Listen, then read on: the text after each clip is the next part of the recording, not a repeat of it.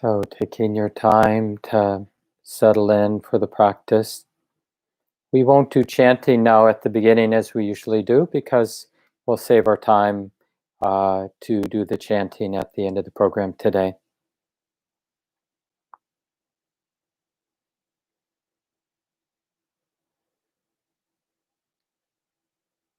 So taking a couple of longer, deeper breaths just as a way of settling in.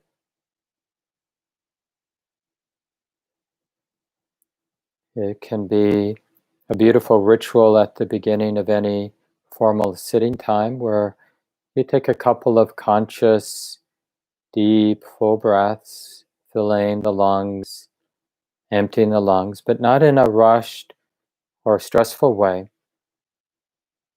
Really just appreciating this capacity, feeding all the cells, all the organs with oxygen.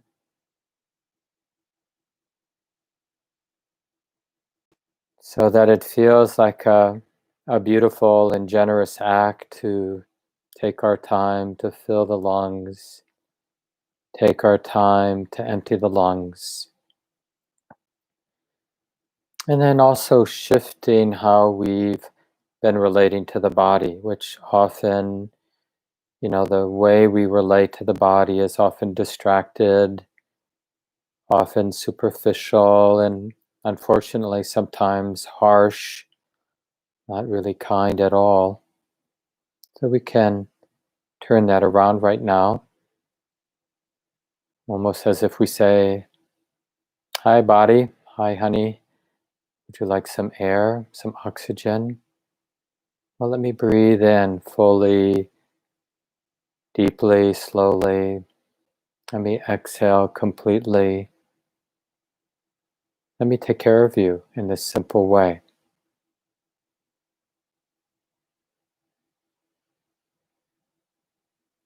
As if we have all the time in the world, we're not rushing to breathe in, to breathe out. And after a few of those longer, deeper breaths, we happily give the responsibility to breathing back to the body, which doesn't require the mind's oversight in order to breathe. We can really trust the body to take care of itself in terms of this breathing process.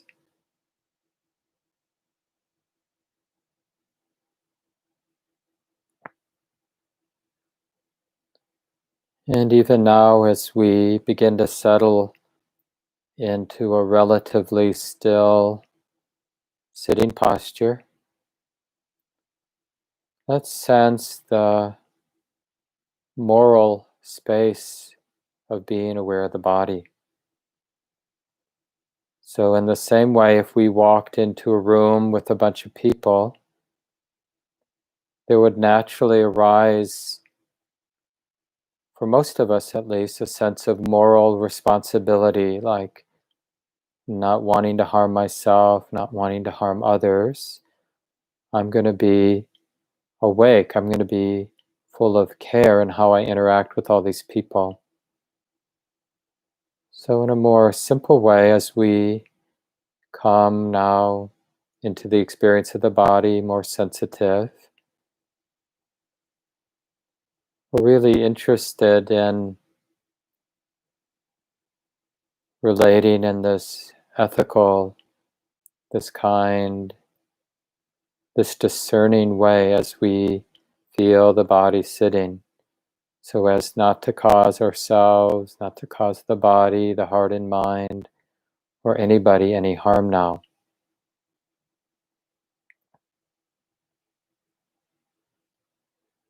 And it really aligns well with mindful awareness because we care about not harming. Because of that natural, compassionate motivation, we're willing to feel, willing to be intimate,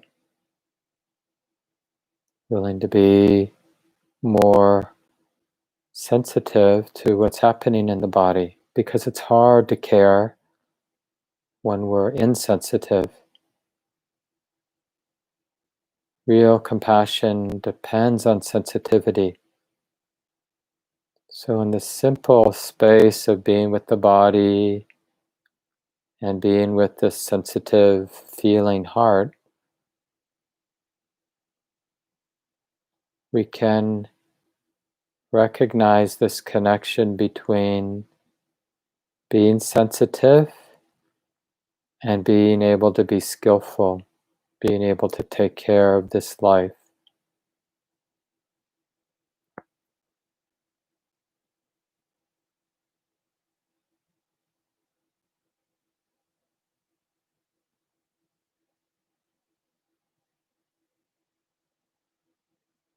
It's really important that that wisdom makes the connection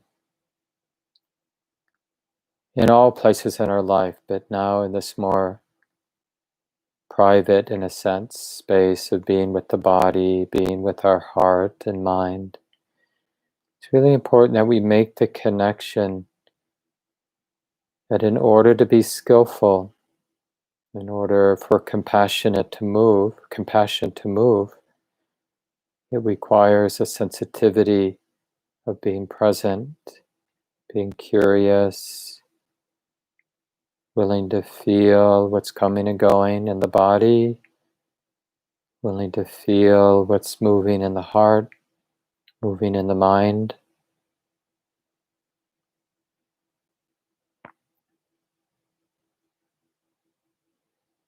And so we depend on being open instead of having any fixed idea of what's happening to me or what my experience is. The fixed idea keeps the heart from being sensitive and open and nimbly responding and taking care of our life. So just explore that valuing of being sensitive and the valuing of the responsivity, the ability to respond subtly, nimbly, moment by moment, as we take care of this heart, this mind, this body. And if we learn how to do it in this more intimate space of sitting meditation, then we're developing the skills that allows us to do this with our friends and family and with the wider world.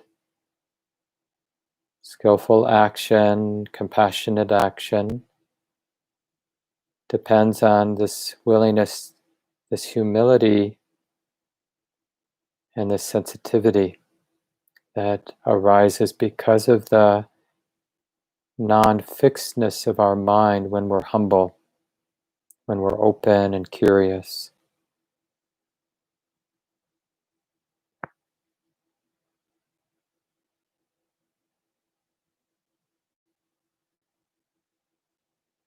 And because of this, then those habits to think about this and that, to plan, to worry, to speculate and fantasize,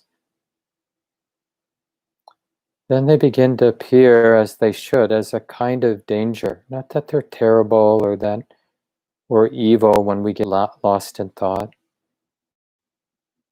but getting lost in thought gets in the way of being sensitive. And if we're not sensitive, we don't know how to take care of ourselves or take care of the world.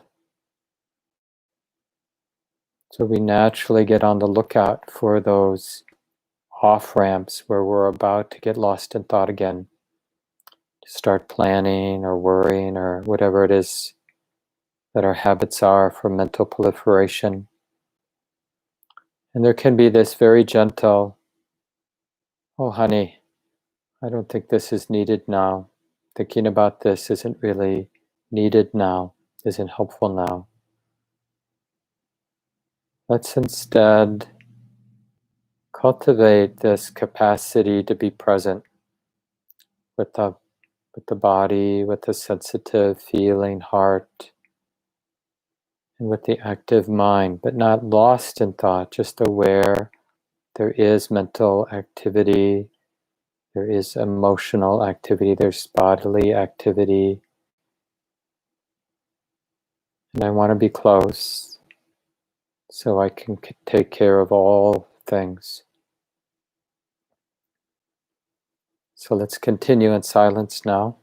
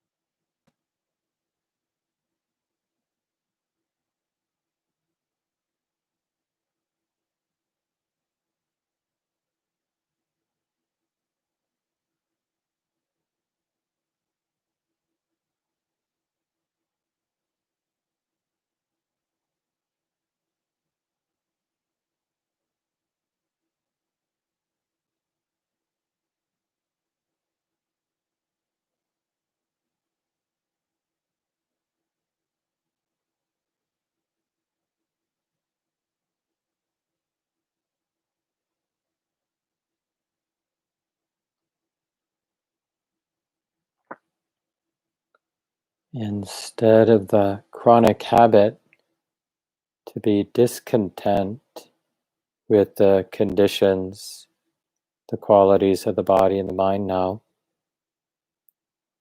keep an open heart. Maybe it's just as possible to be content with the conditions of the moment, even if they're imperfect or unpleasant.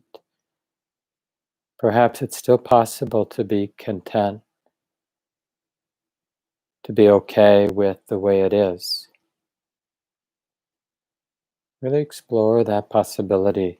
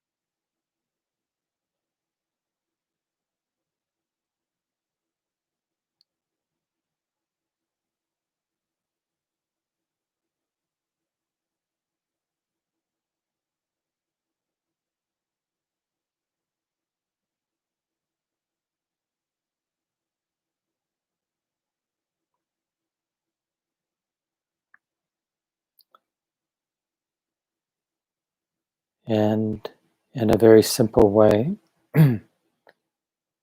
we can discern the moral implication. So when there is discontentment or some kind of greed, wanting the conditions to be different in the body, in the mind, then notice that that's stressful. It causes harm for ourselves.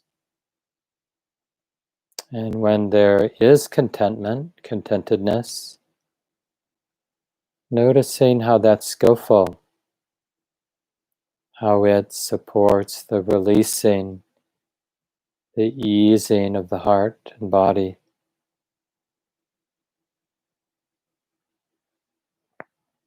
It's just a simple example of how we learn to take care of ourselves, and then more generally how to take care of the world. Just observing these simple cause and effects.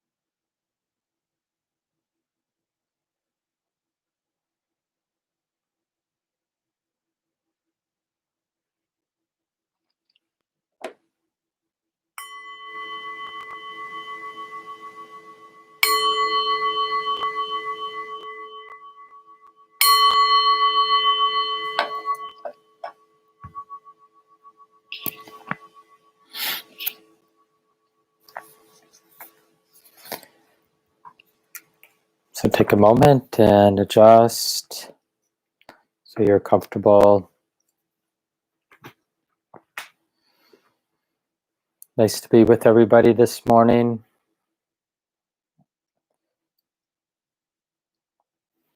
Some of you know that once a quarter, usually, we take time to reflect on this recitation that's been done in Buddhist circles since the time of the Buddha, where communities of people come together, and it's a way of acknowledging and drawing on the strength of the community, acknowledging that we're on this path, that we value bringing awareness into our lives. And so we call that taking the 3 refuges and undertaking the training of the 5 precepts for lay people. So I want to talk about this morning, but in particular about this wise and ethical action in the world. This is really what we mean by undertaking the trainings, the 5 precepts for lay people, which all have to do with this deepening value of non-harming, specifically, in terms of taking care of ourselves, and then out in wider and wider circles, taking care of everything as we understand and deepen this value, this liberating value of non-harming. In a way, we're finding, little by little, finding ways to tease out all the subtle and often unconscious ways we participate in harm, cause harm, plant seeds for suffering and harm toward ourselves and toward others. And, we may not recognize those places, but it doesn't mean that we're not complicit in these very subtle, sometimes, cycles of suffering. How suffering goes around, how it moves. And this particular training, the Pali word is sila, and sila is like, I think the word actually means this bed or foundation.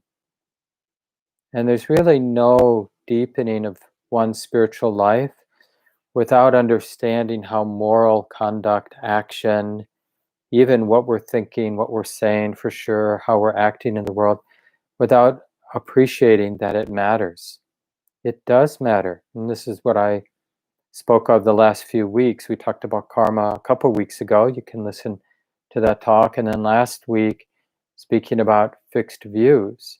And what we're doing internally in our heart and mind, like consciously or unconsciously living out of a fixed view, an unexamined, fixed, unquestioned view or belief, or just acting this way or that way, that these actions, how we think, how we speak, what we do in the world, they leave an impression in our heart, and they leave impressions in everybody else's heart around us.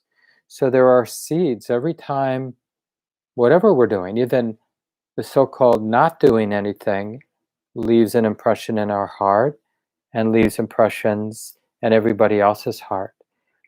And we may not want to be complicit or part of this interdependent world, but that doesn't change the nature of our existence here as a human being. It does matter. And this is something to wake up to, that it matters. And then we begin to see that the particular training in ethical conduct isn't this oppressive should, I should be a good human being, I should be a generous human being, I should stop myself from doing this because I don't want to be seen as being unskillful. But we actually begin to directly, immediately sense it as something that's freeing or liberating, enlivening, not deadening. And this is really important, and it really has to do with beginning to own, like that morality is nothing, isn't something that's imposed from the outside, like from our, elders, for example. This is what we're being told how we should act. But it's something that's coming from the inside. It's really, in Buddhist understanding, morality, this deep valuing of non-harming, it really arises from the inside as a cumulative expression of having paid attention to life, to our experience, and the causes for suffering and the causes for release. And that cumulative wisdom, that earthy, grounded wisdom of sila, expresses itself as this love for non-harming, this devotion. And the natural result is like, I want to pay attention. I want to listen. I want to go beyond my habits of superficiality and listen more deeply how I might be contributing to my suffering and the suffering of others. What am I not seeing in terms of the way I think, in terms of the way I perceive, in terms of the way I speak, in terms of the way I act or earn my living in the world? What am I not seeing?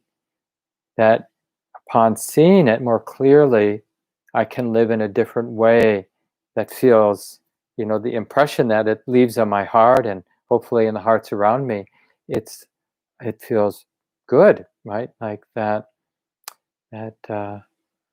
beauty of living in harmony, and that beauty of living with enlivened concern for everyone, where we're not presupposing that taking care of my well-being is somehow opposed to taking care of your well-being. But that maybe, and I think it's really important, we open our heart to this possibility that the deepest way to take care of my own well-being is to also equally be concerned about your well-being. That they're not actually in opposition to each other, which is kind of more of an, not to put down an animal orientation, but just that more basic orientation of an individual creature wanting to survive at the expense of whatever it takes to survive, with this heart that we have, this sensitive heart that we have as human beings. It's like, as we cultivate, develop that natural depth of sensitivity, refinement of sensitivity, and also breadth of sensitivity, empathetically sensitive to the other hearts around us, then we naturally understand that how I take care of myself, how I take care of you, are linked, that they come together, that they're not in opposition. My caring for myself, my responding and caring for others. And again, initially, the mind might interpret this as work that we have to do, and it for sure seems like work at times. But it's really important that we hear this message and we begin to look, because we're inspired by the message, that sila, living an ethical life, is the most direct, immediate way to experience happiness. And the sort of corollary to that is not respecting the value of non-harming, not caring about stepping on our own toes and the toes of others, is probably the direct, most efficient way to suffer and to create suffering for others, right? To kind of live out of that self-centered, superficial understanding. My way, is the way. It's the only thing that matters. I mean, we have so many examples of people, at least in moments, and some people a lot, most of the time, living from this deeply self-centered place. And they may be very destructive, causing suffering, but for sure, when we have that open space, that non-judgmental space, we sense that they are also deeply suffering because of that orientation. It's not a happy place.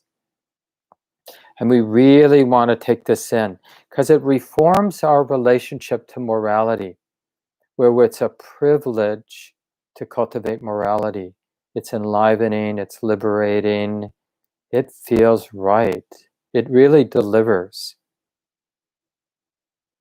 And it is, it has this contradictory sense, because developing morality, this valuing of non-harming, depends, as I mentioned in the guided meditation, on sensitivity. We need to be willing to be sensitive and to feel and to listen and to look and to go beyond the ways our mind has been conditioned. Because the way we've been conditioned is not to be interested, because it seems too complex. So there's a kind of heat. I thought of that, maybe is the best way of saying it. There's a kind of heat that we begin to experience as we value this. It's really a third of the path of awakening, right? We have sila, this sort of bringing awareness, bringing mindful awareness, wisdom awareness to this world of relationship, how we're relating, how we're thinking, speaking, and acting in the world. That's 1/3 of the whole path. The other third is bringing awareness to the activity of our mind.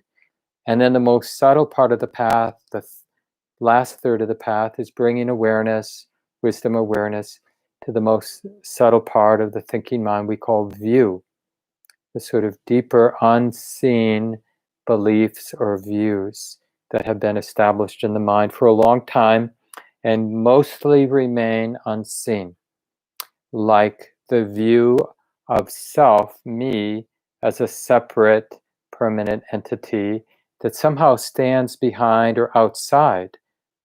So experience happens to me, right? There's that very deep and unquestioned view or belief in self as a permanent entity that stands outside of nature. And it's just a construction of the mind, it turns out. But we have to realize that. It's not enough to hear that and even understand that intellectually. We actually have to see that that entity, self, doesn't exist, as the mind has been conditioned to believe and view things as if it exists. So, but right now we're really talking about this first third of the path, where we're bringing and valuing bringing awareness into this world of relationships and how we're relating, how we're thinking, what we're saying, and what we're doing. And as I was saying it, well, you know you're doing it well when you start to feel some heat. And it's kind of the heat of the heart seeing what it isn't in the habit of seeing. So normally we act, we think, we speak, and then very quickly we justify what we're thinking, what we're saying, and what we're doing. We create a story in the mind that makes it make sense to us that we're thinking this, that we're saying this out there to other people, and that we're acting in these ways. And then, because you're being encouraged with the Buddhist teachings, we get inspired to shine a light of awareness, this discerning, non-judging, kind, persistent awareness, mindful awareness. And then the result is this moral heat, because we're seeing the continuity of mindful awareness allows us to see, as we're thinking, as we're speaking, as we're acting in the world, to see what that's setting in motion, what impressions are being left in my heart, what impressions we sense are being left out there in other people's hearts. And it breaks our heart, right? Seeing it all, seeing that we're acting in imperfect ways, that in moments where we really cause ourselves and others harm, we're complicit in suffering, and that we can't trust our habits of thinking and speaking and acting. We can't presume, as we do superficially, that I'm a good person in that sense, because now with observation, we're noticing that sometimes we're skillful and sometimes we're definitely not skillful. We're causing ourselves and others harm. And that exposure creates a kind of internal heat, like, oh, I'm not sure I want to wake up to all of this. I don't know if I want to see all this. I might just as soon be ignorant. But in a way, there's no going back. Once we're sort of in that place, we will probably try, and take up habits of distractedness and denial, and somehow justify, I'll do it later, I'll pay attention later, I'll get interested in this later. But it never lands quite right anymore, because we realize there is only one way forward in the sense of movement toward more happiness, more release, more enlivened presence in life, like feeling alive. We're living, we might as well feel alive instead of being deadened by habits that go unquestioned. That nobody consciously chooses to live on autopilot. We fall into those unconscious patterns because of missing what's happening. that old, I'm assuming there's some truth to it, but it's a little bit graphic, but most of you have heard this. Evidently, if you put a frog in water and very slowly turn up the heat, the frog doesn't realize that the water's gotten so hot that it can cause harm and kill the frog. And it's a little bit like this in terms of sila, this whole part of our life about ethical conduct. It's like we can slowly creep in directions of being more unconscious, more insensitive to how we might be causing ourselves and others harm. And we just end up living a life that's really destructive for ourselves and others. And it's like a dead weight, and literally, at least spiritually, kills us. But we didn't see any choice we made to get there. We just ended up there because it was a whole natural but unconscious process where we just justified and justifying, and it's just the mind, heart, body just falls into this pattern of justifying greed, justifying hate, justifying disconnection, not seeing clearly.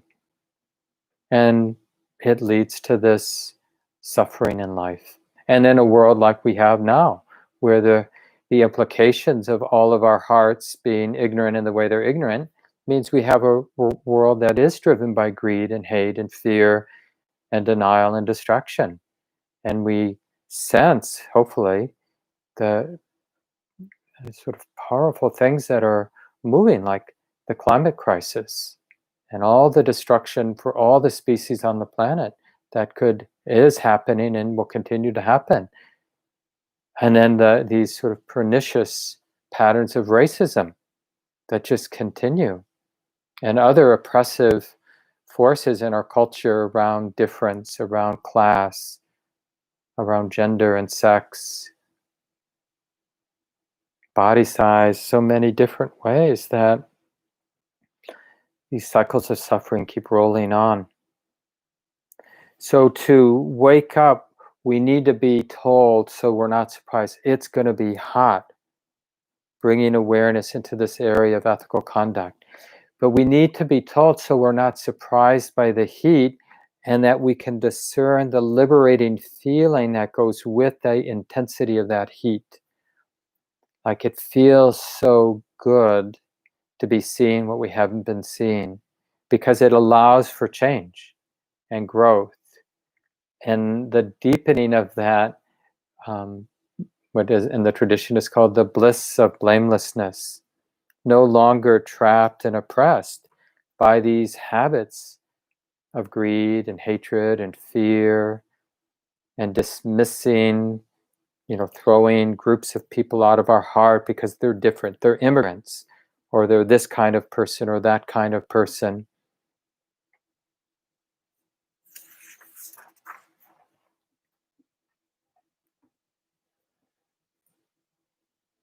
So the precepts, undertaking the training to refrain from harming, killing living beings, undertaking the training to refrain from taking what hasn't been given, really understanding.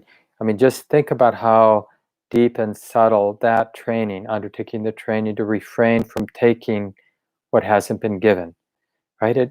You see how we realize I really need to know, like if I buy something, is that exchange really a free exchange? I'll give you this money, you'll give me this thing? Or have people been exploited in terms of this coming to me at this price? It doesn't let us off the hook. Oh, it's legal what I did, or other people do this.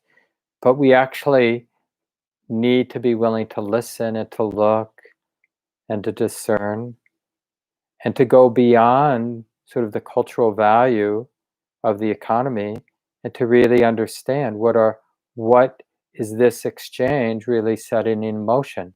What seeds of suffering might be cultivated or be set in motion in terms of the environment, in terms of other people?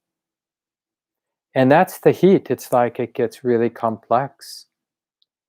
But if we identify, like if we keep thinking, misunderstanding that liberation is equated with simplicity, as opposed to liberation really is more equated with this fearlessness about showing up. And that's like I find for me, that was a real turning point, because most of us start our spiritual practice where we, on some level, sense the dukkha, the suffering in life, the difficulty in life, and we want out. I want to be somewhere, some spiritual utopia, where I don't have that tension or that fear or that heaviness in my heart. And we imagine a, kind of a heaven space where everything will be perfect for me and I'll be saved. And we go along our happy way on our path until that just doesn't make so much sense anymore. It doesn't line up with our experience. It doesn't line up. But what does start to appear more and more is the freedom that arises when the heart ceases to run away from life, but actually instead turns toward the moment, like this valuing of intimacy. And our actions, our thoughts, our words start to flow from that intimacy. And when I talk about the refuges, and other teachers talk about the refuges, we talk about it as Buddha knowing Dhamma, that intimacy of being awake, Buddha, being awake to the way that it is, Dhamma. And then Sangha is that compassionate, wise, nimble, creative action of non-harming, of valuing non-harming. Not that we ever get it right, perfectly right? Because it's complex, but that we're not like looking to have the final plan of how to be skillful. We realize that it's always going to involve this intimate, sensitive engagement with the moment. We have to be willing in an ongoing way to be completely exposed to the complexity of the moment. And that, see, our resistance to that exposure is the heat. The heat isn't related to the complexity of how to be skillful. The heat is related to our initial resistance, because we're pretty sure that freedom has to come from getting away from the complexity. But initially it feels like I have to be skillful with all this complexity. Like, what should I say? How should I say it? Should I say anything? What should I do? How much should I give? Do I need to give here? Should I take care of myself or take care of you right now? From a self-centered point of view, right, it gets really hot. It seems complex. But because we're really committed to stay engaged, to keep showing up to the moment, to feel what we feel, it burns away the self-centered orientation, so that our participating, our speaking and acting and thinking and being engaged in the moment, more and more comes as a natural process, not from this point of view of a self, a me, who wants perfection or salvation. But we give ourselves, in a sense, we submit and surrender all of that self-centered stuff in exchange for being intimate.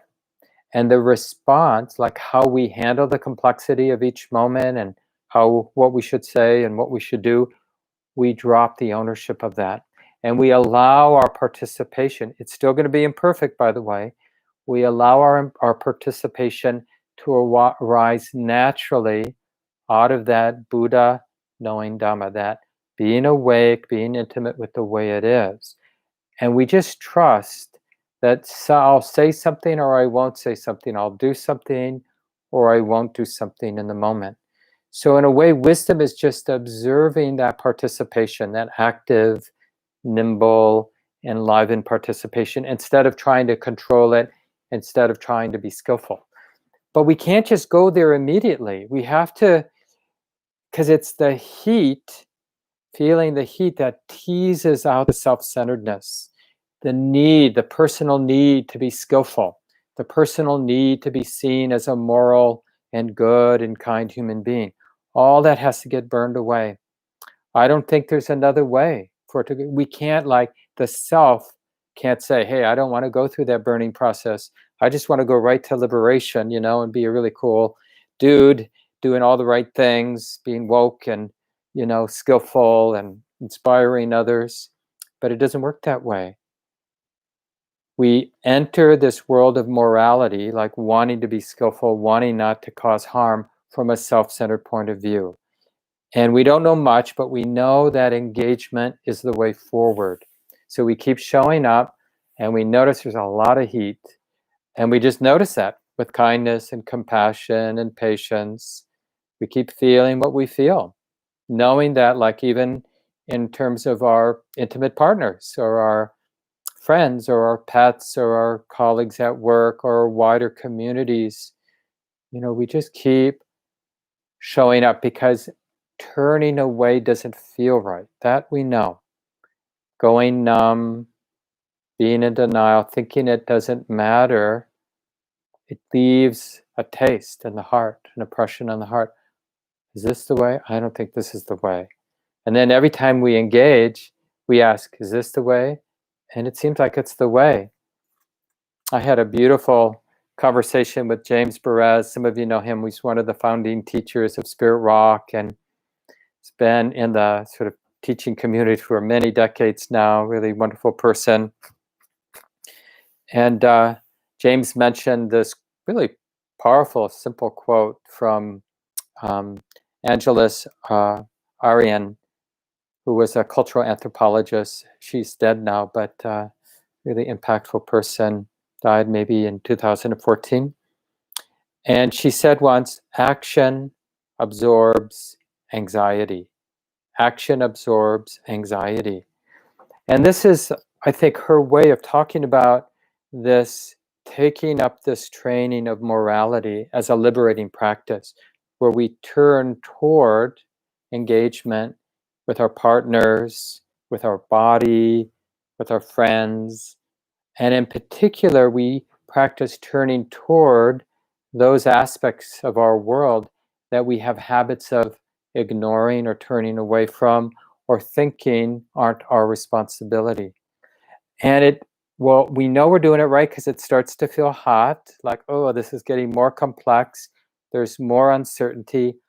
I'm more uncomfortable about how so much of my ways of relating have been based on ignorance, based on habit, cultural habits, conditioned habits, not on really feeling and seeing and discerning what are the underlying networks of causality here. What is getting set in motion?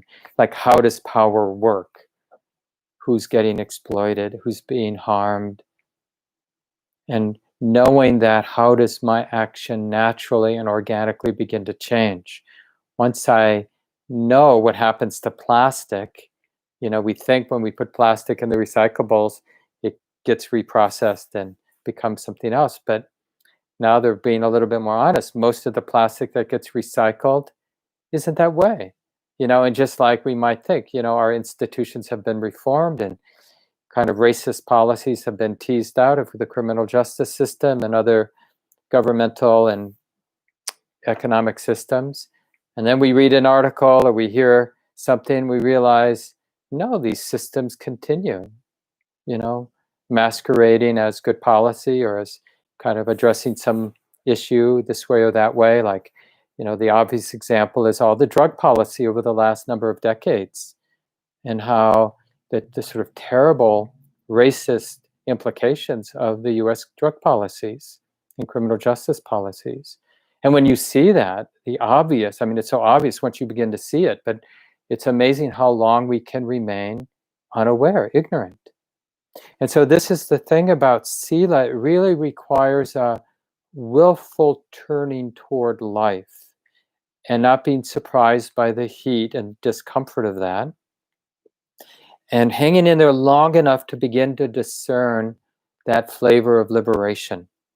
Like, don't want to do it another way. This has got to be the way. This feels right to lean in, to turn toward, to feel the heat. and to let the heat guide us in terms of how our speech, how our actions, how our ways of thinking and perceiving begin to change. That heat, that disturbance of seeing more clearly, feeling more deeply, is what transforms habit energies.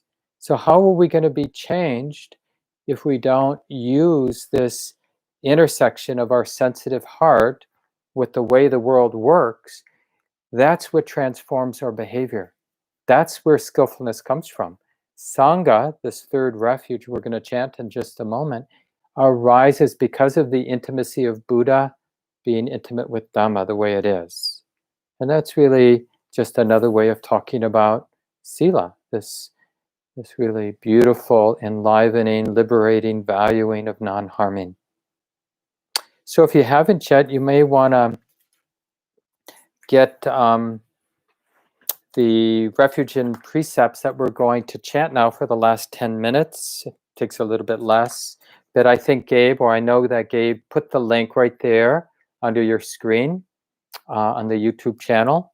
And you can click on that, or if you don't want to read with us, you can just listen.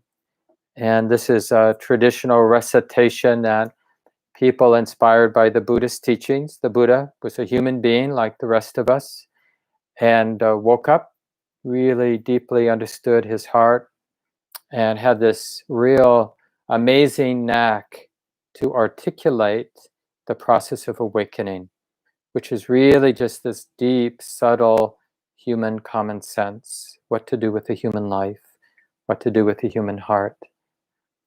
And when people inspired by these teachings get together, we often chant the refuges and precepts. We take refuge in the Buddha, Dhamma, Sangha as just a summation of our practice. Being awake to the way that it is, that's Dhamma. Buddha knows Dhamma. And Sangha, this wise, compassionate, nimble activity of our lives. Sangha comes out of Buddha knowing Dhamma. And then we do the 5 precepts we chant. And we're going to read, I'll read today, some of Thich Nhat Hanh's comments. He's a really wise, beloved teacher from Vietnam originally, and got kicked out because he was a peace activist during the Vietnam War. And just for our benefit in the West, because he spent so many decades in the West, he's now back in Vietnam teaching. And he has some beautiful, insightful comments about each of the 5 trainings in non-harming. So let's do this together. We first acknowledge our teacher, this person, the Buddha. We call the Buddha. This title just means awake.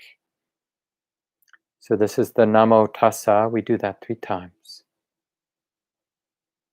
Namo Tassa Bhagavato Arahato Samma Sambuddhassa.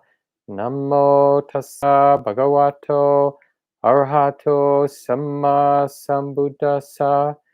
Namo Tassa Bhagavato Arahato Samma Sambuddhassa. And then we take refuge 3 times. That's a traditional way. The Dutiyampi means for a second time.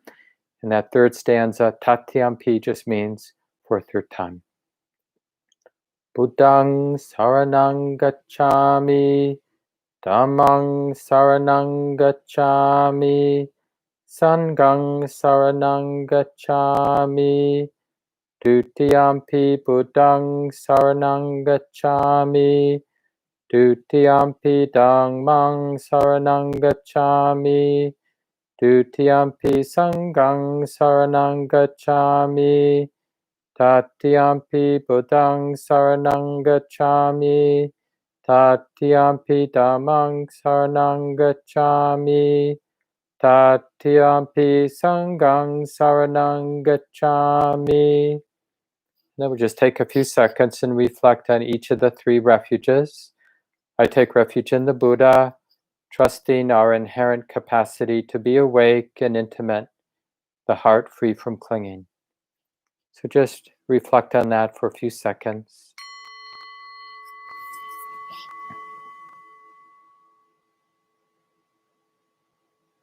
And we take a moment to reflect on the second refuge, I take refuge in the Dharma or Dhamma, trusting our inherent capacity to be willing to connect with the conditions here and now, moment by moment.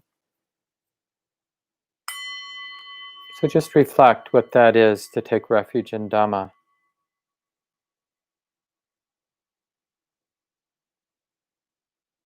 And then the third refuge, I take refuge in the Sangha, trusting our inherent capacity to engage life with the vast space of wisdom and the profound sensitivity and responsivity of compassion.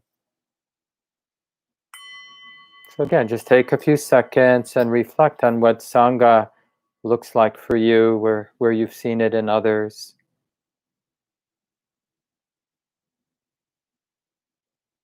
Not afraid to engage. And then turn the page and we'll do our 5 precepts, these 5 mindfulness trainings. We're going to do first the Pali, then the English, and then I'll read Thich Nhat Hanh's translation, and you can read along with me if you have it. So the first precept, Panati Pata, where Ammani Sikapadang Samadhiyami. I undertake the training to refrain from harming living beings. And then Thich Nhat Hanh writes, aware of the suffering caused by the destruction of life, I am committed to cultivating compassion and learning ways to protect the lives of all beings. I am determined not to kill, not to let others kill, and not to condone any act of killing in the world, in my thinking, and in my life. This is the first of the 5 mindfulness trainings. I vow to study and practice it. So again, we'll take a few seconds and we'll just reflect on what that first training might look like in our lives.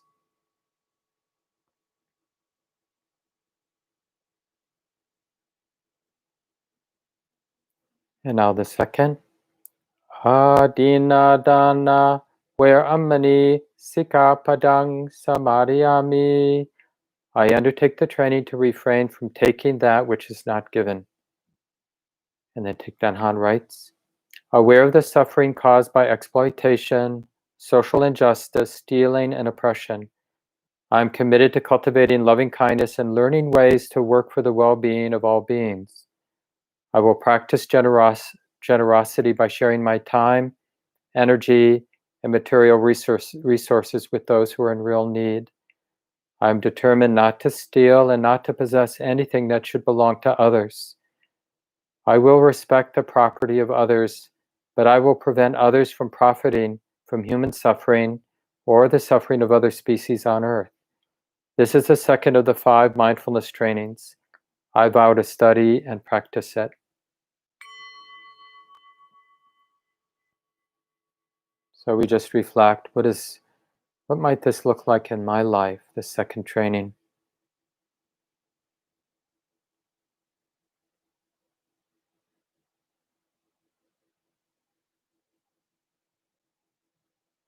And now the third.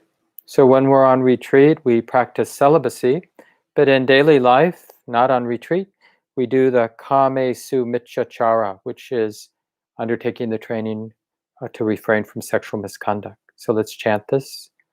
Kame Su Michachara, where ammani sikapadang samadhiyami.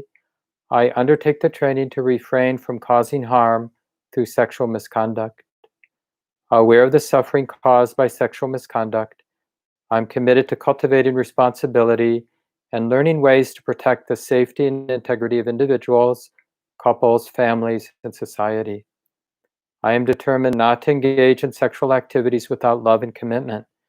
To preserve the happiness of myself and others, I am determined to respect my commitments and the commitments of others. I will do everything in my power to protect children from sexual abuse and to protect couples and families from being harmed by sexual misconduct. This is the third of the 5 mindfulness trainings. I vow to study and practice it.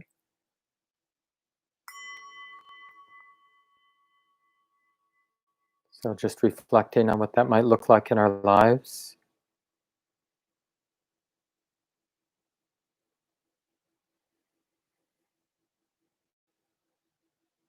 And now the fourth. Musawada, where amani sikapadang samadhiyami. I undertake the training to refrain from false and harmful speech. And then Thich Nhat Hanh writes, aware of the suffering caused by unmindful speech and the inability to listen to others, I am committed to cultivating loving speech and deep listening in order to bring joy and happiness to others and to relieve others of their suffering. Knowing that words can create happiness or suffering, I am determined to speak truthfully with words that inspire self-confidence, joy, and hope. I will not spread information that I do not know to be certain, and I will not criticize or condemn things of which I am not sure. I will refrain from uttering words with the intention of causing division or discord. I'm determined to make efforts to reconcile and resolve all conflicts, however small. This is the fourth of the 5 mindfulness trainings. I vow to study and practice it. So reflecting on wise speech.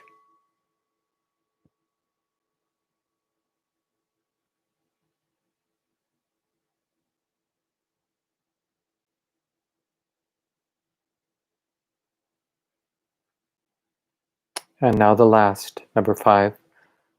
Sura Maria Majja Pamadatana, where Amani Sika Padang Samadhiyami.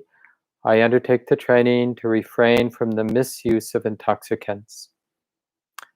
Aware of the suffering caused by unmindful consumption, I am committed to the cultivation of good health, both physical and mental, for myself, my family, and my society, by practicing mindful eating, drinking, and consuming. I will ingest only items that preserve peace, well-being, and joy in my body, in my consciousness, and in the collective body and consciousness of my family and society. I am determined not to misuse alcohol or any other intoxicant, or to ingest foods or other items that undermine spiritual growth, such as unwholesome TV programs, magazines, books, films, and conversations. I'm aware that to damage my body or my consciousness with such poisons is to harm all beings. I understand that a proper diet is crucial for self-transformation and for the transformation of society. This is the 5th of the 5 mindfulness trainings. I vow to study and practice it.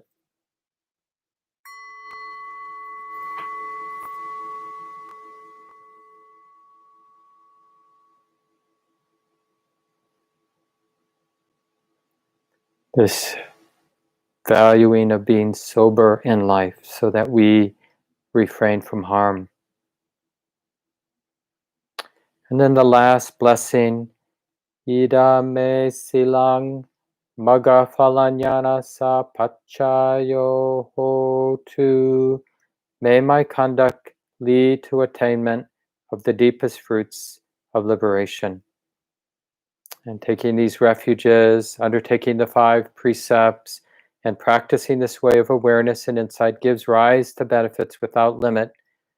We offer to share all blessings and merit with our parents, teachers, family, friends, and with all beings everywhere.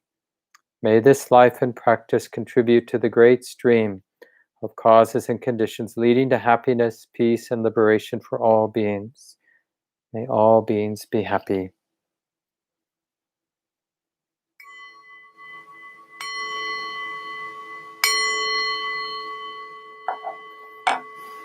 So thanks for joining in for this refuge and precept ceremony.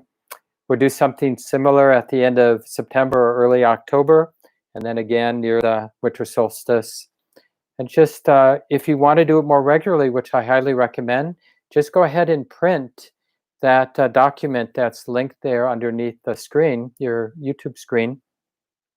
And you might just put yourself on a weekly schedule and, just adapt and adjust it so that it feels really alive for you and useful for you in remembering this difficult but really enlivening practice of moral conduct. So it doesn't exist in our lives as something heavy and that we don't really want to deal with.